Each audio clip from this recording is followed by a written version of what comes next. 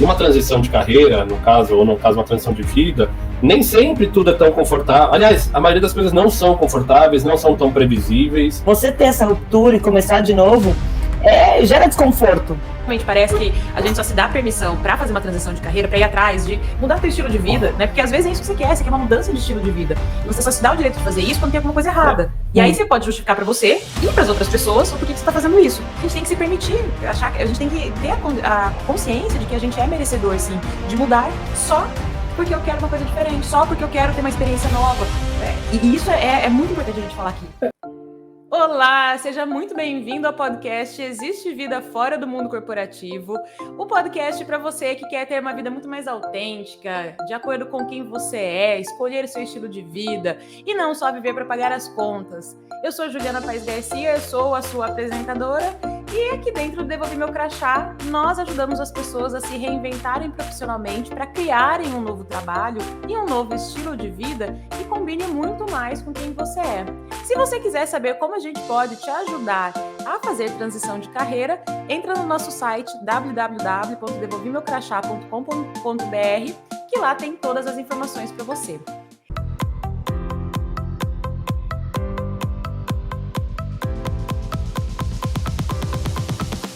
E os nossos entrevistados de hoje, melhor do que ninguém, sabem falar sobre redesenhar estilo de vida.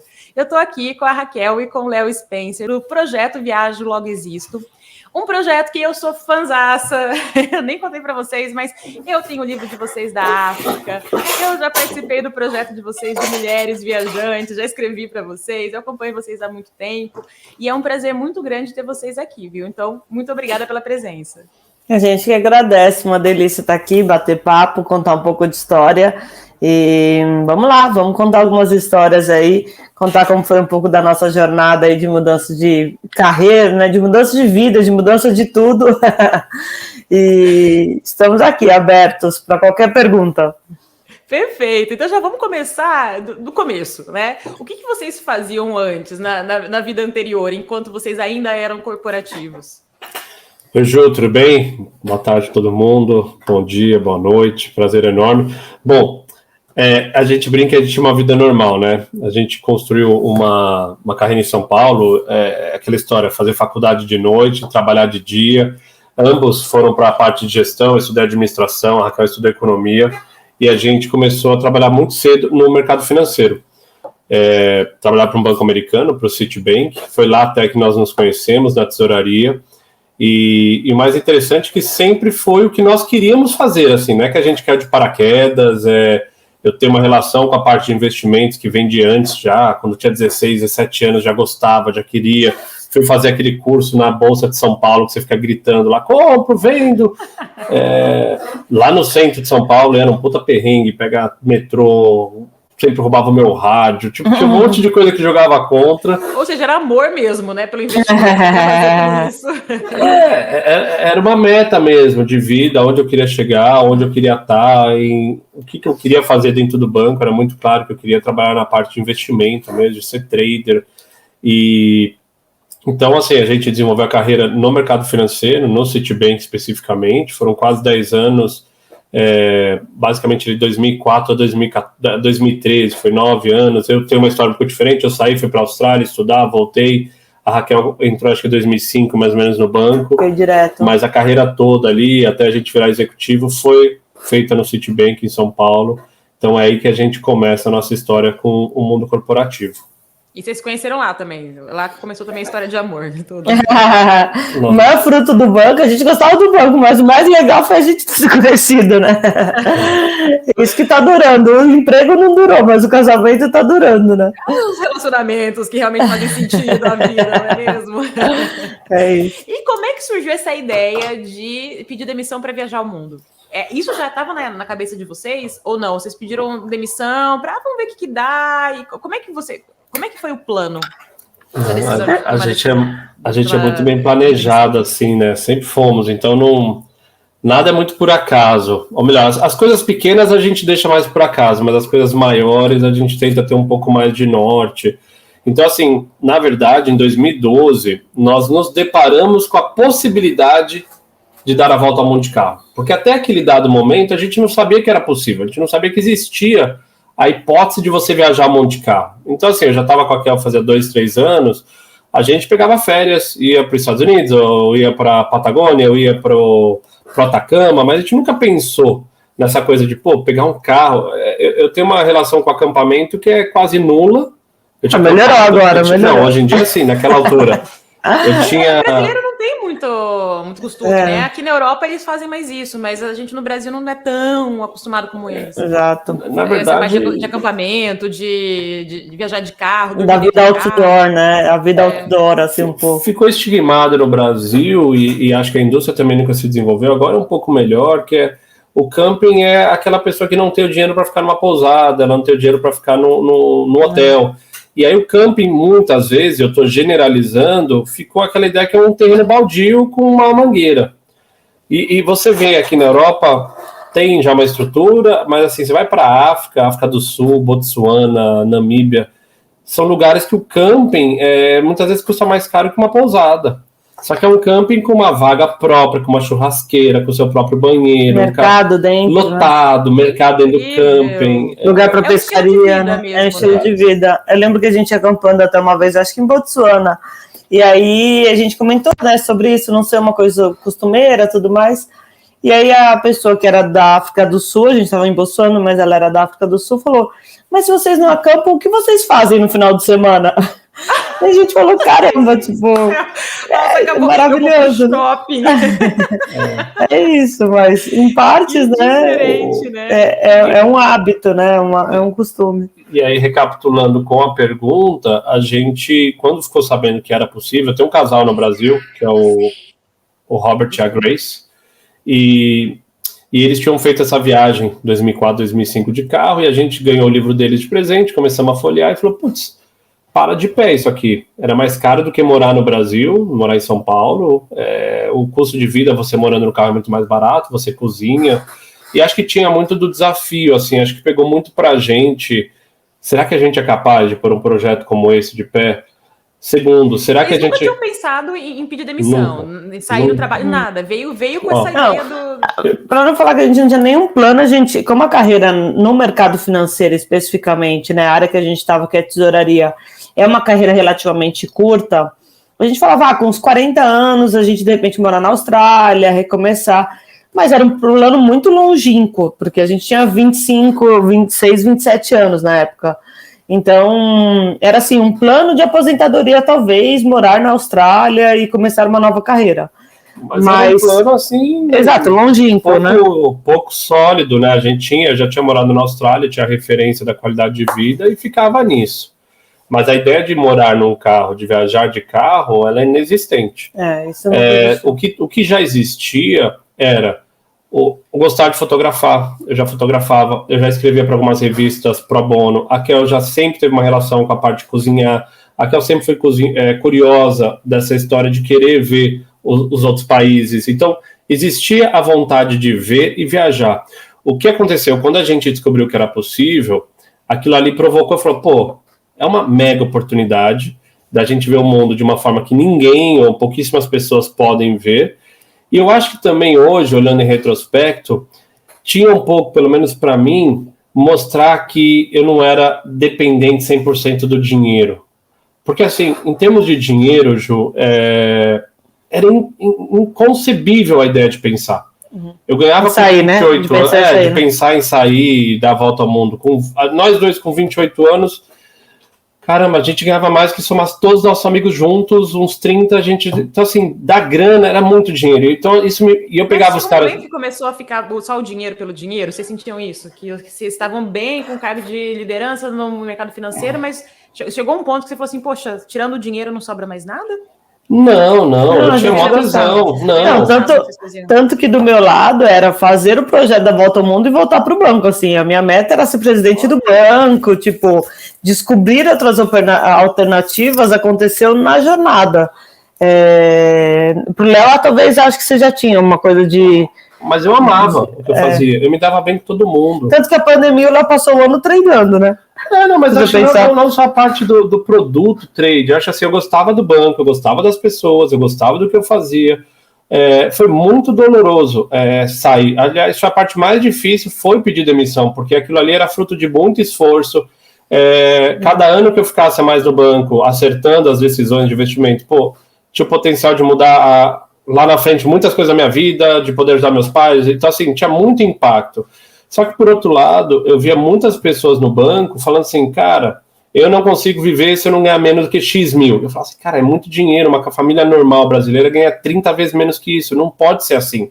Eu ficava assim com medo. Você ia acostumando o teu estilo de vida e parecia que aquilo não fazia mais tão feliz, né? Porque você subia o padrão de vida, acostumava, aquilo meio que virava normal. E Ju, eu ficava preocupado porque eu via os caras com medo, falando assim, eu não sei o que fazer se eu sair daqui. E ao mesmo tempo, tipo, o cara não conseguia ter um padrão de vida controlado. Então eu gastava, sei lá, 50 mil reais em 2005 para viver, sei lá, hoje seria 200 mil talvez por mês. Eu falava, cara, não... É muito dinheiro, não é possível que você só consegue viver assim, porque mora num apartamento muito grande, que tem 4 carros, que tem motorista, os filhos estudam a colégio de 10, 12 mil reais, e isso me provocava muito, falei assim, eu não quero ficar assim, eu não quero ficar dependente. Ficar refém, né? Então, quando eu falava de sair, na minha cabeça, acho que tinha uma provocação de falar assim, eu consigo, sou eu que estou no controle ainda. Que legal. Talvez eu não tivesse essa clareza naquela altura, tá? Acho que quando você pensa num projeto tão radical como esse, de morar num carro, de levar um carro de São Paulo até Singapura, viver num carro, você fica tão embebedado ali pelo projeto, pela disciplina, pelo foco, que acho que você não tem essa clareza. Hoje eu olho e falo, putz, acho que tinha alguma coisa por aí. Não, e com certeza acho que foi o mais chocante para as pessoas, né? Vocês vão sair do conforto de um apartamento.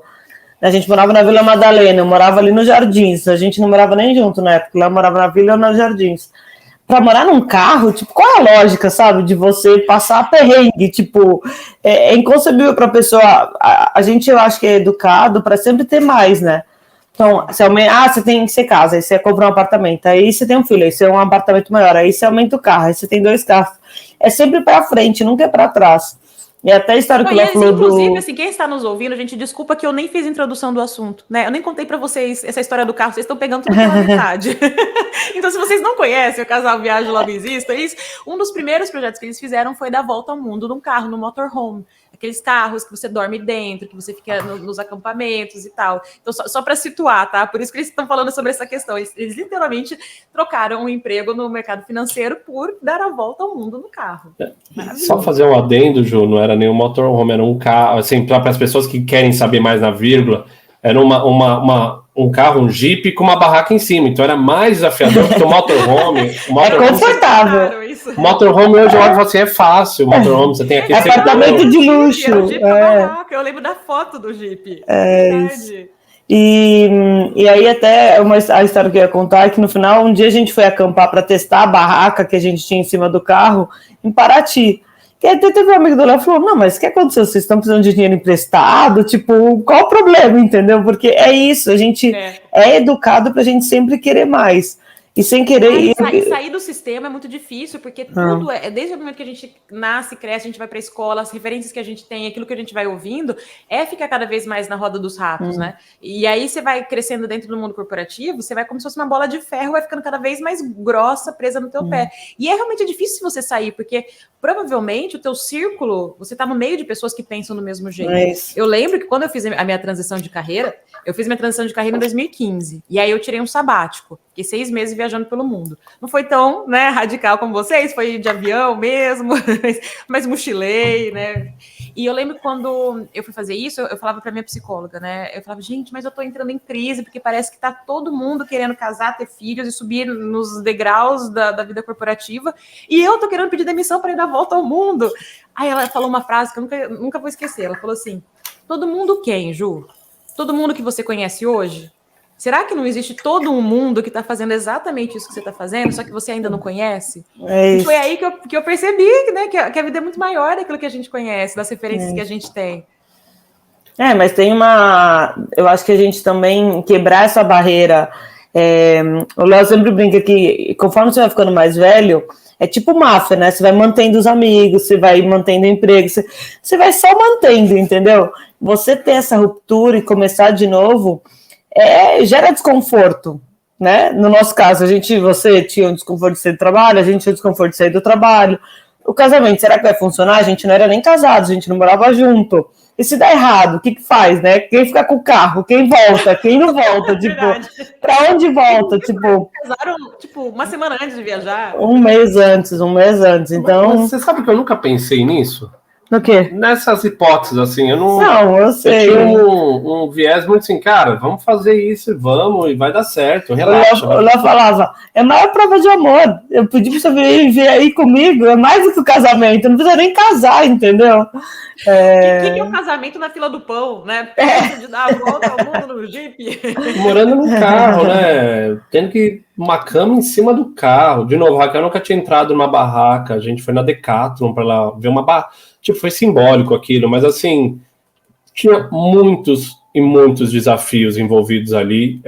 Hoje fica mais claro que eu falo, na época, quando você encabeça um projeto como esse, você está tão aficionado, pelo menos eu estava tão aficionado e tão crente que aquilo tinha que dar certo e não podia dar errado, que eu acho que você até subestima um pouco alguns desafios que talvez olhando de fora hoje, eu falo, nossa, a gente meio que atropelou um monte de coisa para dar certo. E é importante também, porque numa transição de carreira, no caso uma transição de vida, nem sempre tudo é tão confortável. Aliás, a maioria das coisas não são confortáveis, não são tão previsíveis. A gente tem que se permitir, achar que a gente tem que ter a consciência de que a gente é merecedor, sim, de mudar só porque eu quero uma coisa diferente, só porque eu quero ter uma experiência nova. E isso é muito importante a gente falar aqui. Mas isso que você falou é incrível, porque realmente parece que a gente só se dá permissão para fazer uma transição de carreira, para ir atrás de mudar teu estilo de vida, né? Porque às vezes é isso que você quer uma mudança de estilo de vida. E você só se dá o direito de fazer isso quando tem alguma coisa errada. E aí você pode justificar para você e para as outras pessoas o porquê que você está fazendo isso. E quando eu pedi demissão, também foi o mesmo esquema que vocês. Eu adorava o lugar que eu trabalhava, eu adorava minha equipe, tanto minha equipe, né, de meus funcionários, como os meus chefes. Eu estava sendo reconhecida, estava tudo certo. E mesmo estando tudo certo, eu sentia, puxa, eu quero mais, eu quero outra coisa, não tá mais aqui.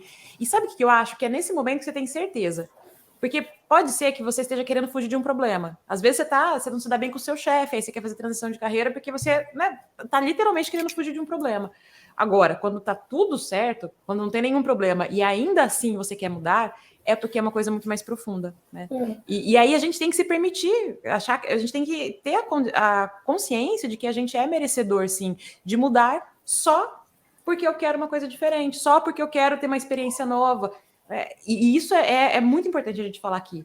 Isso faz parte também do processo. É difícil, né, Ju? Acho que é difícil quando você põe em perspectiva que o Brasil é um país em eterno desenvolvimento, que você depende da sua capacidade financeira muitas vezes para não passar fome, ou às vezes você tem pessoas direto ou indiretamente que também dependem da sua capacidade. Então, não é simples fazer essa transição, né? Eu sempre brinco, se você... Acho que eu li uma matéria uma vez na Noruega, o cara falou, pô, você tem 18 anos e você quer montar uma startup, a gente te ajuda. Aí tem cara que falou 5 vezes e eles continuam ajudando o cara, dando seed money. Então, assim, porra, animal, porque seja... Você incentiva a pessoa a ser criativa, a pessoa a ir para cima. No Brasil, e é difícil você perder o emprego, representa não ter comida, né, para o teu filho. Então, a gente está falando aqui de uma coisa muito privilegiada, uma coisa muito exclusiva. Com certeza. Isso é excelente. É o ponto do iceberg, assim, eu poder sair pela grana.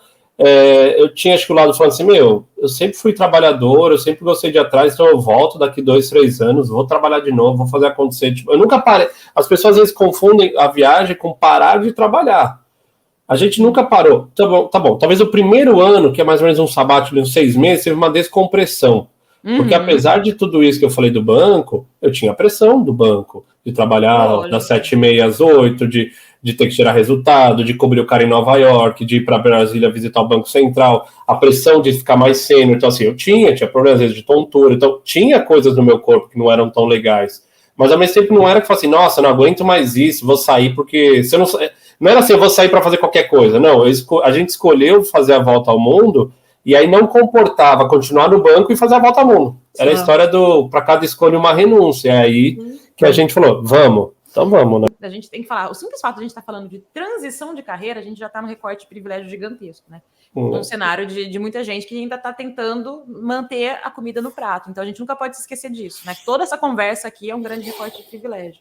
Apesar de a gente estar falando de uma questão de privilégio, quando a gente fala do emprego corporativo, de mudança de vida, o que a gente diz sempre para as pessoas é hoje viajar também, as barreiras caíram, né? Então, assim, se você tem uma vontade de viajar ao mundo, não é mais tão ligado à questão do dinheiro, né? Eu lembro que quando a gente saiu, muita gente falava, pô, mas é porque vocês têm dinheiro, vocês são filhinhos de papai.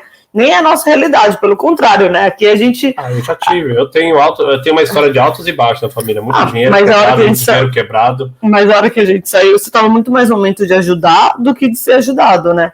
Então, eu já venho de uma realidade completamente diferente. De uma família muito simples. Eu fui morar sozinha, com 15 anos em São Paulo. Para minha mãe era chocante, assim, tipo, que eu ia abrir mão de tudo aquilo que eu construí para morar no carro com esse cara, entendeu? Tipo, como você vai fazer isso? Minha filha tá empregada no banco, indo isso. Como assim? É isso. Esse cara que pôs minhoca na cabeça dela. E não tá errado, entendeu? Não tá, dá para entender o ponto de vista dela. Mas sobre a questão de viajar, o que a gente fala se é um sonho, a questão de, né, ver o mundo, de abrir seus horizontes. Hoje tem tantas opções, né? A gente fez uma viagem de carro que requer um investimento, tem a questão do planejamento. Mas hoje, se você pensar que as passagens são muito mais baratas, que você pode fazer... Especificamente hoje não, né? Não, hoje não, mas eu tô falando... Hoje, tipo, pós-pandemia, tudo... Mas eu tô falando, você pode fazer voluntariado, você pode viajar dentro do seu próprio país, o Brasil é gigantesco em termos de cultura. Assim, tem muita gente que faz projetos dentro do próprio Brasil e já é uma abertura de cabeça muito grande, entendeu? É que você tem que estar disposto a sair, porque também, quando a gente fala de viagem, e ainda se você ainda está com a cabeça dentro do sistema, talvez você pense Miami, Paris, Nova York, e você fica dentro desses centros. Mas, gente, o Brasil tem lugares lindíssimos para viajar. A América do Sul tem lugares lindíssimos. O Sudeste Asiático, né? Assim, tô falando de lugares que são muito mais baratos para viajar em comparação com o que a gente geralmente tem, né? Por exemplo, Sudeste Asiático, eu lembro que eu fiquei um mês no Sudeste Asiático, eu gastei menos do que uma semana na Austrália. É surreal, então também vai de você adaptar o que você quer. E fazendo mais coisas, fatalmente, do que você fez na Austrália. Com certeza. E outro ponto que eu ia perguntar era essa parte da preparação financeira, né? Porque por mais que vocês depois começaram a trabalhar, eu imagino que tenha tido uma boa preparação financeira para poder bancar isso daí. Como é que foi isso? Teve muito do aprendizado, porque, assim, a gente não tinha ideia como era, que carro você comprar. Acho que teve muito foco na parte de como pôr de pé um projeto como esse. Isso sim, a gente gastou muita energia. Então, qual carro comprar? Por que comprar? Eu nunca fui um cara de carro, assim, de saber nada. Então, tinha uma coisa de... E se quebrar o carro, como a gente faz? Então, o que a gente pode se planejar? O que a gente pode levar de material? O planejamento foi muito, acho que nisso, assim, de como a gente ter um pouco de segurança de que aquilo ali não ia pôr nossa vida em risco. Uhum. Até porque vocês foram para a África, né? Vocês foram... Qual foi o itinerário de vocês? A gente fez, basicamente, São Paulo, Patagônia, São Paulo, Ushuaia, Califórnia, fazendo de formas bem longas, assim, né? Aí cruzamos Estados Unidos. Primeiro a gente desceu, depois a gente subiu a América do Sul inteira, América Central, chegou na Califórnia, cruzamos Estados Unidos inteiro, de leste a oeste, aí colocamos na Flórida o carro num container, mandamos para a Holanda. Aí fomos de avião, pegamos o carro na Holanda, ficamos um ano na Europa, de um ponto mais ao norte é Suécia, mais ao sul foi Grécia com o sul da Itália, fomos até Istambul e Lisboa, meio que fizemos ali de norte a sul. Aí mandamos o carro para a África do Sul, ficamos mais quase um ano na África do Sul ali por 12, 13, 14... África do Sul não, né? A gente foi para a África do Sul... Não, mas a África como um todo, um ano, isso. Fizemos 14 países ali da região, mandamos para a Índia, cruzamos a Índia, enfim, fomos até Singapura de carro, e de lá ainda de avião fizemos mais alguns lugares, Coreia do Norte, Nova Zelândia, Austrália. Foi quanto tempo todo? Nessa história foram 43 meses. Depois a gente volta, vende o carro e aí reinventa o projeto viajando de avião. A gente cruzou o Canadá de trem, cruzamos o Turcomenistão de caminhão. Aí tem um monte de desdobramentos, são 127 países. Deixa eu só fazer uma tradução para o pessoal. 43 meses, que vai todo mundo ficar fazendo conta, é 3 anos e 7 meses, quase 4 anos na volta ao mundo de carro. E ninguém vai saber. Eu meu celular aqui. Porque 43 meses eu sei que é difícil. Então, assim, de carro foram quase 4 anos. aí a gente volta e a gente continua a viagem de avião. Então, basicamente isso, né? Pós-pandemia, as coisas mudaram um pouco, ficaram um pouco mais devagar, depois a gente passou pelos abortos, depois chega a Bela, agora tem o Rafa chegando. Então, assim, tem N coisas que mudaram um pouco. Mas eu fiz a retrospectiva da Bela de 2 anos, você viu tanto que ela viajou? Até eu fiquei chocada, ela pegou uns 40 voos nos 2 anos de vida dela. Eu falei, pô, foi melhor que alguns anos das nossas vidas. Tá viajada, baixinha, não dá pra ela reclamar da vida, não. Tá eu falei que eu levei 40 anos pra visitar e conhecer, e ela tá já, meu, rapidinho, é isso. Planejamento, o que a gente fez?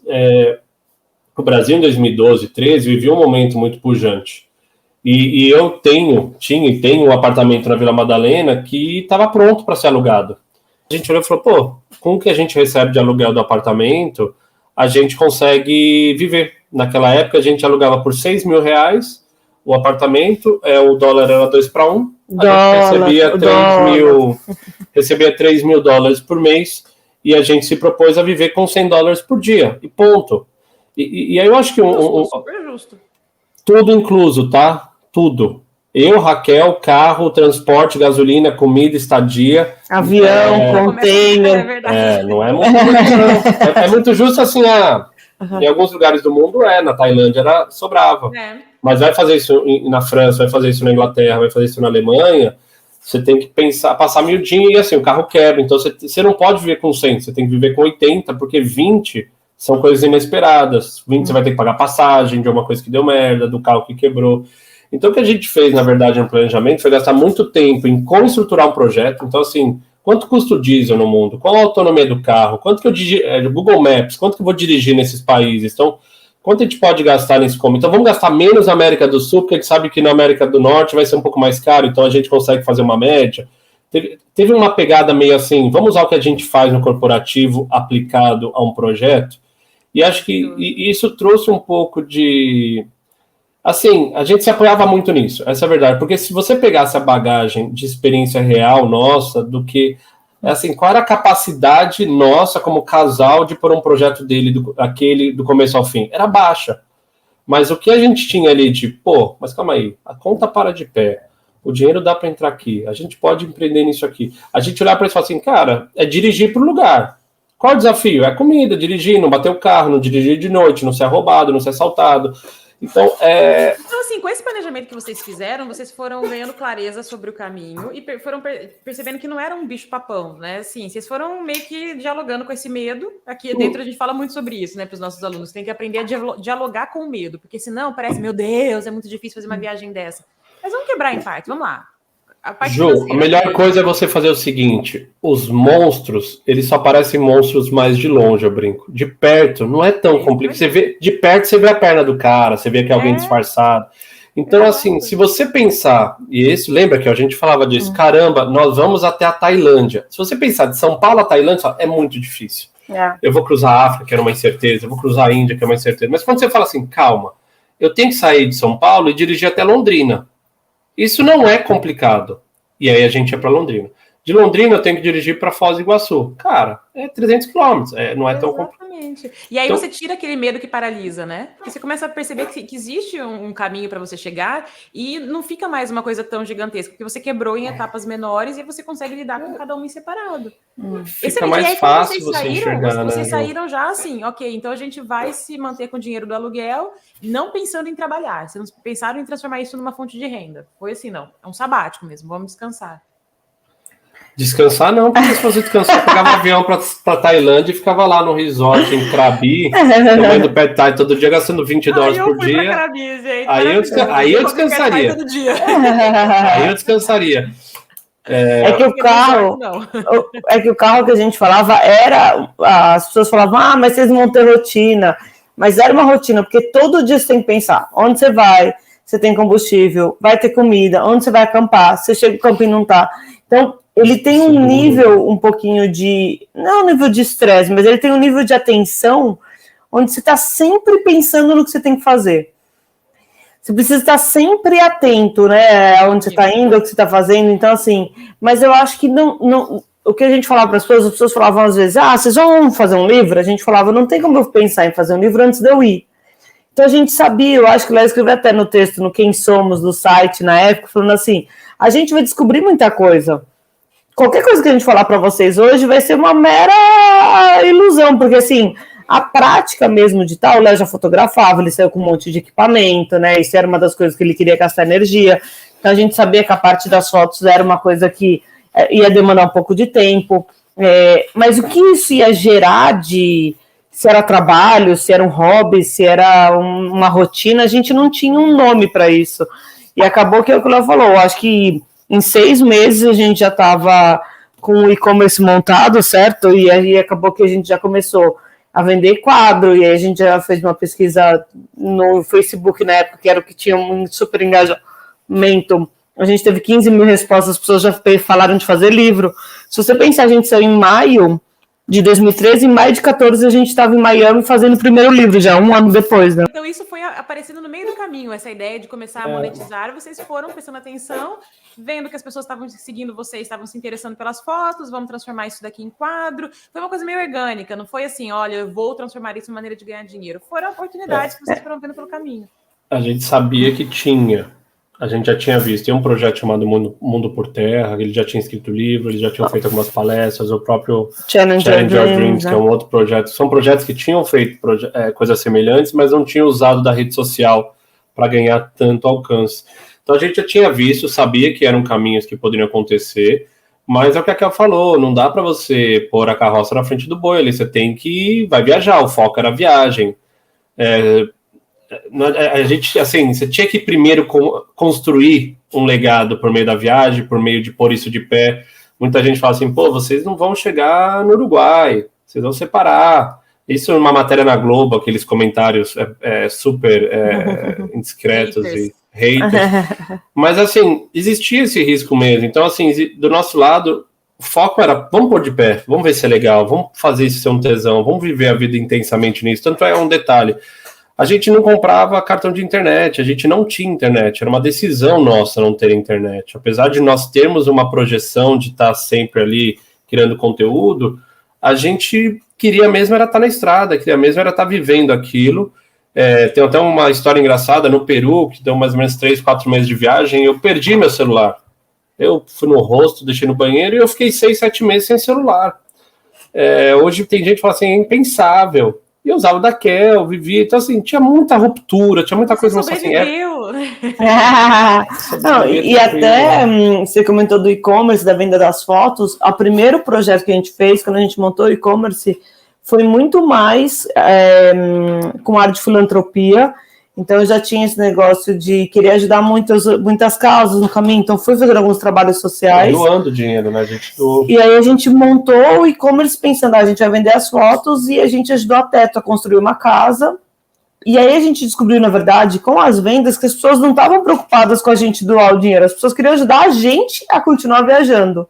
Então, foi muito mais um acaso, eu acho, né, de perceber... Foi uma conexão por propósito. Sabe? Porque assim, vocês estavam autenticamente fazendo uma coisa que era a realização de sonho de tanta gente. E aí as pessoas falaram, olha, como eu não consigo fazer isso nesse momento, tô aqui meu dinheiro, eu vou junto com vocês, eu quero me sentir parte disso. Isso acontece muito. O livro de vocês foi total assim, foi assim, cara, que incrível, sabe? Eu me conecto com o propósito de vocês, então vai lá que você tá viajando um pouquinho por mim também.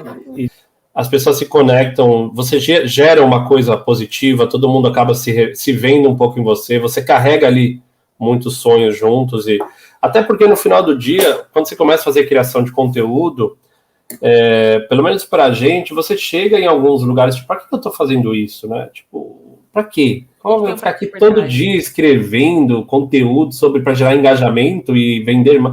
Então, também tem um lado, assim, das pessoas que conectaram com a gente, eu sou uma médica cirurgia cardíaca aqui no Encore, todo dia que eu tô operando eu vejo vocês, eu relaxo, minha avó não pode viajar, ela lê o livro. Então, são pequenas pílulas aí de provocação também que acabam trazendo um lado... E acho que para quem está pensando em transição, quando você se expõe, também você começa a conectar com esses eventos, e isso também acabam achando novas coisas que você não conseguia ver da onde você estava, né? Porque a gente não enxerga tudo, é preciso se mexer para você enxergar. Perfeito. Você precisa de movimento para o propósito aparecer, né? Porque senão, da onde você está, você tem uma visão limitada. Às vezes, o teu propósito está além daquilo que você está vendo. E o famoso dar o passo que o universo vai colocando no chão embaixo. De calma também, né? E fazer por acontecer. Eu tento nem muito ir pelo propósito, Ju, assim, eu acho que a dinâmica da vida mesmo, você vai se mexendo e você vai descobrindo coisas que você às vezes nem imaginava, né? E você descobre tesões novas, coisas novas, legais, Às vezes esse propósito ele é dinâmico também, eu penso assim. Sim, com certeza. Não é uma coisa única, encantada, no final do arco-íris, não é isso. É muito mais o propósito daquele teu momento, né? O que te move naquele momento para você, sabe, fazer brilhar seus olhos e te fazer querer estar em ação. Nesse sentido, né? E às vezes a gente fala até para as pessoas se conectarem com as coisas que elas gostavam. Então, às vezes você adorava a música e fazia aula de música e de repente isso parou, né? E ficou 10 anos seu violão lá dentro da caixa e você não abre mais. Então, assim, como você se reconectar com as coisas que te faziam feliz na adolescência, quando você não tinha nenhuma preocupação, ou se você ama cozinhar, que é uma coisa que você descobriu nova. Você não precisa, às vezes, de uma ruptura e ter que começar do zero e passar um perrengue de grana. Não, você pode fazer isso de uma forma paralela. Você pode ir lá, de repente, sei lá, quer fazer pão, começa a fazer um pão no final de semana, leva para as pessoas, descobre se existe um mercado. Você pode fazer isso sem ser uma ruptura. A gente fala, também dá para ser uma transição, né? Que é o que você fala bastante disso. É que assim, você se permitir ter projetos paralelos, né? E levar a sério, não assim, quando der eu faço. Não, se comprometa com os teus projetos paralelos. Porque ou eles podem realmente virar uma nova ideia de carreira, ou no mínimo eles vão ser um excelente hobby, que vão tirar a pressão sobre aquele trabalho que talvez não te faça mais feliz. Né? Você tem uma vida integral, não precisa estar toda a felicidade reunida no trabalho. E eu queria perguntar para vocês conseguem identificar em que momento vocês decidiram que vocês não iam voltar? Para mim estava mais fácil, estava mais claro para eu voltar para o banco. Mesmo quando eu estava lá na ASA, chegamos a discutir uma possível volta para o banco. Vaga e conversas que aqueceram, de conversar com quem tinha que conversar, e assim, quando volta, então tá bom, faz sentido. E depois começou a perder um pouco de sentido isso, a vaga não ia abrir como eles tinham imaginado, ia demorar mais alguns meses. Quando a gente chega no Brasil, a Kel falou, putz, eu não estou muito confortável em ficar no Brasil, tenho ainda outros planos, queria morar fora, queria ainda não só seguir viajando, mas eu queria que a gente aproveitasse essa transição para talvez ir para fora, por uma questão de segurança. Acho que você viveu um pouco disso, que é quantos países subdesenvolvidos ou em desenvolvimento que você viu e que não tem tanto problema de violência urbana. Não está ligado à pobreza, né? A pobreza, quando você fala, as pessoas falam assim, que você foi para a África. Eu falo, cara, eu vou para a África mais tranquilo do que eu vou para muito país na América Latina. E quando eu falo África, eu falo de alguns, porque são 54 países, a gente tem que fazer uma diligência nisso. Então, quando nós voltamos para o Brasil, e aí teve ali umas propostas, depois apareceu um outro banco, uma reunião, para uma entrevista, o dinheiro era muito bom, mas isso representava ficar no Brasil alguns anos. 3, 4, não ia voltar para o mercado para ficar 2 anos, pegar um dinheiro e ir embora. E aí a gente falou, vamos dar 90 dias que a gente não toma nenhuma decisão macro. Quarentena. A gente fez uma quarentena, porque era 4 anos sem vir para o Brasil, 4 anos longe dos amigos, 4 anos vivendo uma vida muito diferente. E ali, quando a gente volta, a gente percebe que o Viagem Logo Existo como projeto era muito maior do que a gente imaginava. Que legal. Tanto é que quando nós chegamos, foi a Record em casa a gravar, foi a SBT, a Globo chamou a gente para ficar 15 minutos no ar ao vivo no É de Casa, em rede nacional. Os livros esgotaram em poucos dias, a gente se viu imprimindo a segunda edição de todos os livros, depois virou a terceira edição. A gente tinha algumas palestras programadas, e foram 40 palestras em 2 meses, esgotaram o livro de novo. Aí surgiram algumas marcas, queria começar a trazer uma... A gente começou a descobrir que existia um mundo da influência. Porque apesar da gente ter feito um pouco disso ao longo da viagem, por Airbnb, Expedia, Skyscanner, a gente achava que eram jobs pontuais. E quando era uma coisa desenvolvida. Realmente do alcance que vocês estavam tendo no Brasil. E nem que o mercado já estava direcionando verba para isso. Eu acho que isso é o principal, né? A gente estava na Europa, parecia, as conversas eram com o Expedia aqui, o Skyscanner, a gente foi lá na Escócia, na sede deles, eram as empresas aqui tinham essa visão que aquele público todo que a gente tinha valor. Mas no Brasil a gente não tinha essa clareza. A gente até fechou algumas coisas com o Brasil, com a Almind, mas eram jobs pontuais. Quando a gente volta e fala assim, calma aí, dá para viver disso, dá para juntar dinheiro até disso. E acho que teve essa somatória daquela, eu falei, eu não tô afim de ficar aqui. Eu falei, cara, para mim também não faço questão. Vamos pensar numa transição. Portugal surgiu como uma potencial discussão. Eu não tinha cidadania portuguesa ainda, meus avós eram portugueses, meu avô era português, só assim, a gente falou, vamos dar uma olhada nisso, mas vamos seguir viajando. A gente falou assim, pra onde você queria ir? Puta, eu queria ir pro Canadá, que eu não fui, eu queria ir pra Islândia, adoraria ir pro Japão. Então a gente começou a pegar lugares que nós não tínhamos conhecido, falou, vamos atrás do governo, vamos ligar pro governo, pro turismo desse pessoal, e vamos ver se a gente consegue montar uma viagem. E no meio do caminho, começaram a surgir algumas conversas. Então foi a época que a Gol surgiu, junto com a Smiles, depois foram 6 anos patrocinando a gente. Então, assim, a gente começou a falar, já que a gente vai entrar de cabeça agora nisso, vamos fazer um negócio para dar dinheiro.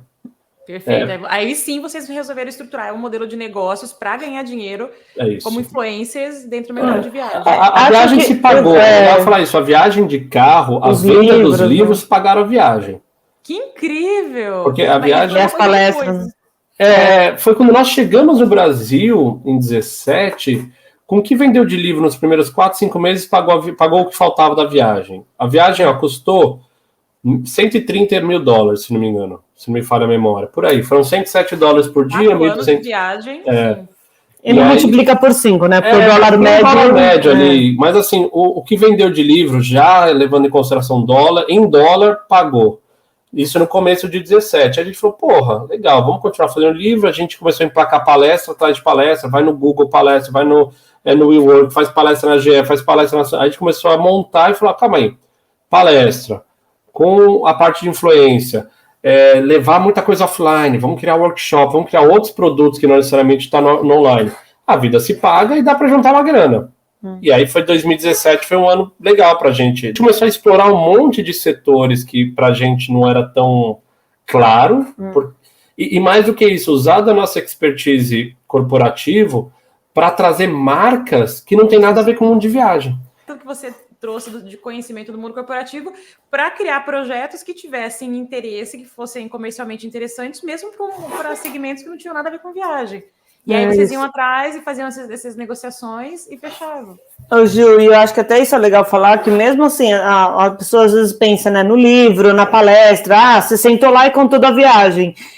Tudo dá para fazer, eu acho que, por mais que hoje a gente tenha muita informação, né, hoje a nova geração é self-learner, então assim, você entra no YouTube, tem tutorial, tem curso, mas você também se diferenciar no quesito de como você quer ser visto como um profissional nessa indústria, foi muito importante. A gente vai fazer isso bem feito. Então, perfeito. A gente queria fazer os livros. O primeiro, se você vê do primeiro para o quarto, é uma evolução, assim, porque eles foram evoluindo, tanto de gráfica, como de layout, como de revisão, contratando pessoas melhores, tem um código lá do ISBN, que é um registro que tem que ter para poder vender em qualquer lugar.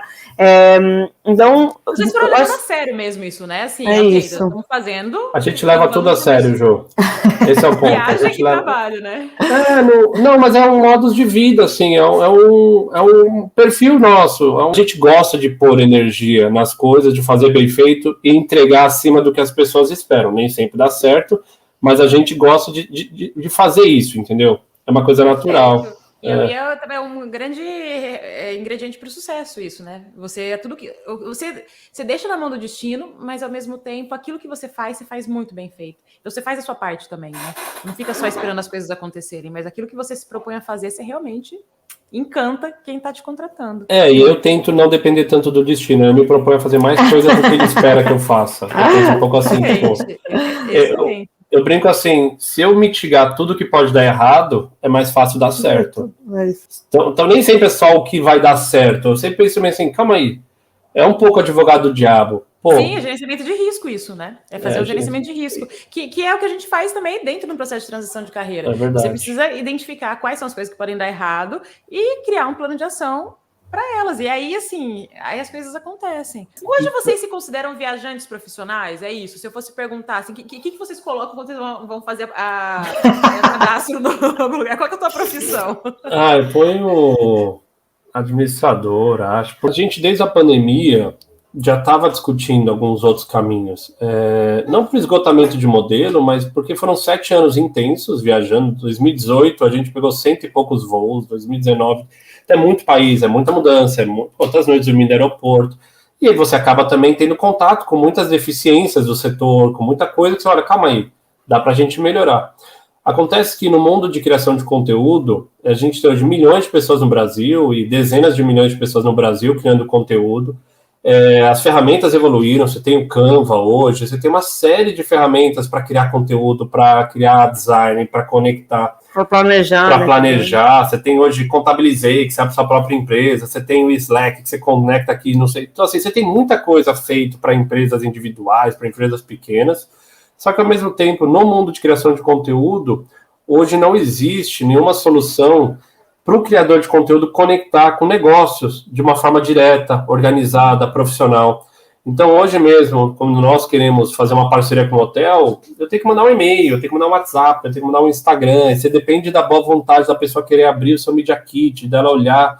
Aí ela não tem as ferramentas corretas para avaliar se você é um bom parceiro ou não. Então, aquilo gera N problemas depois, em termos de resultados. Então, o que a gente fez? A gente montou uma empresa que se chama Eleira, é uma startup, está rodando, é eleira.app, onde a gente conecta criadores de conteúdo com uma série de estabelecimentos. Tem pequenos e médios negócios, então você tem pousadas no Jalapão, você tem pousadas na Praia da Pipa, mas você tem grandes hotéis também, de grandes redes, como o Novo Hotel Curitiba, Batel, que a pessoa entra lá e você consegue conectar direto, ou seja, você sabe quem é pro-business, você consegue, o criador de conteúdo consegue mapear, consegue fazer o pedido, os dois se conectam, a gente entrega uma série de soluções para o lado do business, então ele consegue saber quem é a Juliana, qual é o alcance dela, a Juliana tem seguidor falso, a Juliana faz isso, a Juliana faz aquilo. Então, para ele é muito fácil o processo de decisão, e graças a Deus está funcionando, está indo, é um projeto novo, estamos no meio de uma rodada de captação de investimento, está já quase fechado, então isso vai dar uma musculatura para a gente realmente testar o produto nos próximos anos. E também é uma coisa que faz muito sentido, porque essa produção de conteúdo terceirizada está ficando cada vez mais forte, né? Eu participo de eventos de networking, principalmente com o pessoal de startups, né? Aqui em Lisboa tem muito isso, né? Muita gente internacional, muitos empreendedores aqui, e eu participo desses eventos, e um dos eventos que a gente foi, esse era o tema, era a contratação, tem até uma sigla, eu esqueci o nome agora, mas a contratação de outras pessoas para fazer conteúdo para você. Tem gente que é especializado nisso. A pessoa, às vezes, ela nem é influencer, mas ela faz conteúdo. E ela... o copy, né? É o copy, não, e mesmo ele produz mesmo conteúdo, ele filma, ele faz como se ele for, sabe, tipo, realmente usa teu produto, e faz uns vídeos lindos, e aí ele pega e vende isso para você. E aí você pode, ao invés de você mesmo ficar produzindo conteúdo, você pode contratar pessoas que produzam e postem nas suas redes para você. E aí isso até dá um caráter, tipo, poxa, são pessoas reais, sabe? Não é a marca que tá falando, são pessoas reais, então... Tem uma linha tênue, né? Se você estiver falando de review de produto específico, tem uma linha tênue, né? De você tá pagando para a pessoa fazer um review, então, na verdade, você está contratando uma publicidade. Tem várias discussões nesse mercado. Não, mas acho que o ponto que ela quis trazer é que até a gente toma esse cuidado. A gente fala, Eleira é uma plataforma que conecta criador de conteúdo e não influenciador, porque justamente pode ser alguém que não tem um alcance gigante, mas é um ótimo fotógrafo. E o hotel precisa de foto para as redes sociais dele para os próximos 2 meses. Então, ele quer receber esse fotógrafo para ter esse conteúdo. Porque ele sozinho, o cara tá lá preocupado com o pão de queijo, se tá quente ou não, com a luz que queimou do quarto, e ele não tem uma pessoa de marketing para produzir esse conteúdo, né? Então... Exato, e às vezes a pessoa, tipo assim, em troca, te dá uma hospedagem por uma semana, você vem aqui e tira fotos, e você pode você ser o modelo, né? Você, a sua esposa, sua namorada, você mesmo faz isso. Então, olha que como é realmente juntar a fome com a vontade de comer. E isso está acontecendo, Jô. Isso já está acontecendo, esse movimento que você falou agora acontece, assim, já o cara vai, o casal, a mulher é modelo, o cara é fotógrafo, isso já acontece. Eu tava acompanhando isso como uma das opções que existem hoje em dia. É incrível como o mundo se democratizou, né? As oportunidades de trabalho estão muito maiores, estão muito mais fluídas, muito mais leves. Você não precisa ter um contrato de exclusividade. Não, você vai lá, você troca teu trabalho por uma estadia. E você pode fazer isso nas suas férias, você nem precisa ser 100% fazendo isso, né? Isso eu acho até legal para quem acompanhou e está falando de transição. Existe uma empresa chamada Worldpackers no Brasil, que inclusive é do Ricardo e do Eric, que eles são especialistas nisso que você está falando agora, que é você trocar uma habilidade por uma estadia. Então, você tem Tailândia, a pessoa fala assim, olha, eu preciso de uma pessoa para cuidar da minha recepção aqui 4 horas por dia. E você vai lá e trabalha 4 horas por dia em troca de ter o almoço e poder dormir no hotel. Então, para quem está pensando, às vezes, em break de carreira, tem o Workaway e o Worldpackers, são concorrentes, mas o Worldpackers é brasileiro. E, cara, é um puta negócio, tem acho que 9 ou 10 anos. Para quem faz transição, é super legal, porque é uma forma de você também, às vezes, não cair de paraquedas no outro lugar. Então, a gente estava agora em Alter do Chão, e a gente conheceu um cara e falou, eu sou engenheiro, puta, trabalhei 10, 15 anos como engenheiro, precisava fazer um break, estava burning out total, fiz um application aqui no Worldpackers, ele cuidava do jardim na pousada, mas assim, cara, ele cuidava no jardim de manhã, ajudava lá o cara no café da manhã, à tarde era livre, ele saía, dava um mergulho no rio, ia lá no bar com a galera, tipo, ele vivia a vida, ele fez um monte de amigos. Então, assim, acho animal. O Eleira, a proposta, você tem essa troca, mas ela é focada muito também no cara que é criador de conteúdo específico. Então, assim, cara, eu tô indo aqui para criar conteúdo, eu vou fazer foto, eu vou fazer um take de drone, eu troco por um hotel, por 2 noites, até a parte de restaurantes, a parte de agência, a gente já testou com padaria, já testou com um monte de negócio, porque a nossa aposta é que no futuro isso vai ser uma commodity, isso vai ser muito mais fácil, todo mundo vai entender como trocar um pouco mais influência por ociosidade, por produto, o que precisa ter um lugar organizado para isso, não precisa ser pelo WhatsApp. E aí estamos aí inventando e aprendendo. Era transição de carreira de novo, olha isso. Isso é uma coisa legal também. Eu acho que uma coisa que ficou claro para nós foi, você vai ser muitas coisas na sua vida, a gente vai ver até os 90, o vô do Léo tem 97 anos, então assim... A gente vai passar dos 100, minha meta a gente pode fazer muitas coisas, a gente pode ser muitas coisas, a gente não precisa executar só uma função do começo ao fim da sua carreira, então assim... Mas também se gostar, vai também. Não, mas eu tô falando, a gente tá falando que existem pessoas que querem mudar, ou que estão insatisfeitos, então assim... o mundo tá aí, hoje as barreiras, né, caíram, de novo, é muito fácil você sentar lá, estudar à noite sobre um assunto novo e aprender a cozinhar na sua casa, ou fazer uma troca de voluntariado e descobrir uma profissão nova. Então, acho que, de novo, a gente falou, foram 10 anos de banco, 10 anos do Viagem Logo Existe, ele era começando agora, e vamos ver o que acontece. Eu acho que está sendo bem legal. O futuro vai trazer, né? É isso. Eu acho que sim, que eu estou tirando de mais incrível dessa nossa conversa aqui, eu espero que você que está nos ouvindo também esteja saindo aqui super inspirado, é isso, o mundo de possibilidades que existem. Você pode fazer o que... Sim, várias coisas. Você pode continuar no mesmo emprego se você quiser, você pode tirar um período fora e voltar para o mesmo emprego, como vocês consideraram, mas você também pode fazer uma vida diferente, um estilo de vida novo, né? Desde que você realmente se coloque 100% naquilo que você está fazendo, como vocês falaram muito bem, né? Um sangue no olho, assim, de realmente fazer o melhor, de fazer acontecer. Gente, obrigadíssimo pela presença de vocês, obrigada, eu sei que vocês estão aí com o pãozinho no forno, quase nascendo, então ainda mais eu agradeço a disponibilidade de vocês e coloco aqui à disposição, assim, a casa aqui é de vocês, eu tenho certeza que tem muito fit, assim, sabe, de valores entre a gente. É um prazer poder conversar com vocês e levar a história de vocês para mais gente. Super obrigada, a gente que agradece o espaço e para a gente é sempre bacana, né, dividir história, inspirar as pessoas e quem quiser o Viagem Logo Existo, manda mensagem, manda direct, manda e-mail, a gente está sempre à disposição para conversar também, ajudar no que puder e é isso, né, mano? Quem quiser também saber um pouco mais do Eleira, entra no www.eleira.app. Se você tem mais de 1.000 seguidores, tem lugar para você começar já a explorar a plataforma. Estamos aqui. Eu tenho dado mentoria para muita gente também em N negócio, que eu falo, já tive startup, outras, já quebrei negócio, já deu certo em outras. Então, assim, que a gente puder ajudar, a gente está tentando ajudar aqui a construir. Maravilha, gente. Muito obrigada. Que a Eleira cresça muito e ajude muita gente a se conectar e a levar as suas missões de vida também para muita gente. E você que nos ouviu, se você está com vontade de fazer transição de carreira, se isso te inspirou, se te deu a coragem que estava faltando para você começar a planejar a próxima etapa da tua vida profissional, seja ela uma transição, empreender, abrir o próprio negócio, tirar um sabático, você pode contar com a nossa orientação e apoio para você ter toda essa programação feita com ajuda e sem... no risco, né? Realmente mitigando esse risco, fazendo o gerenciamento do risco e tendo um passo a passo para fazer isso acontecer. É só entrar no nosso site, devolvimeucrachá.com.br, agenda uma sessão gratuita com a nossa equipe e a gente vai te explicar como a gente pode te ajudar. Um grande beijo e a gente se vê no próximo episódio. Tchau, tchau.